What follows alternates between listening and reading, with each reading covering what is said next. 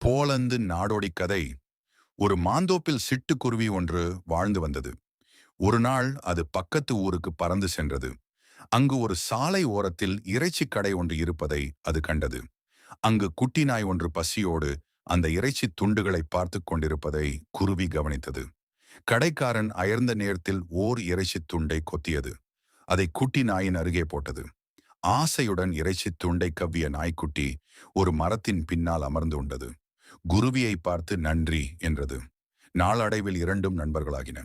தினமும் குருவியும் நாய்க்குட்டியும் சந்தித்து மகிழ்ச்சியாக விளையாடின.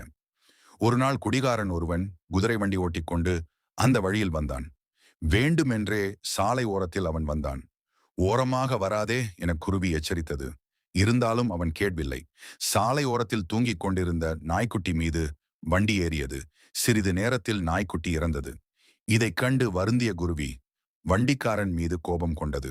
இனிமேல் உனக்கு கேடு காலம்தான் என கத்தியது. அவன் வந்த வண்டியில் 2 பீப்பாய்களில் தேன் இருப்பதைக் கண்டது.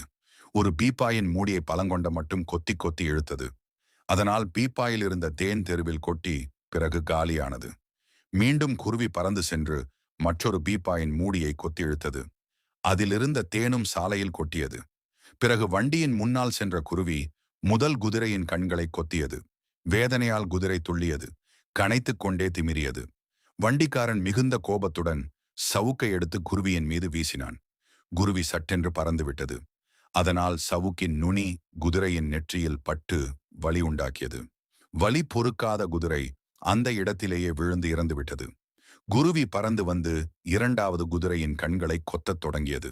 மீண்டும் வண்டிக்காரன் சவுக்கை எடுத்தான்.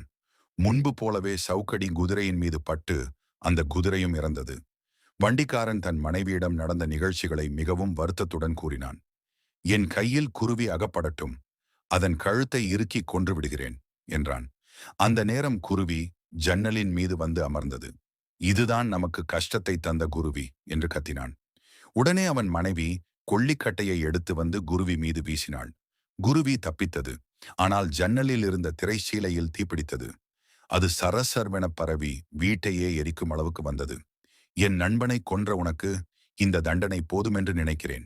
இனிமேல் தீங்கு செய்யும் எண்ணத்தை அடியோடு விட்டுவிடு என்று கூறிவிட்டு அந்த இடத்திலிருந்து பறந்து சென்றது குருவி.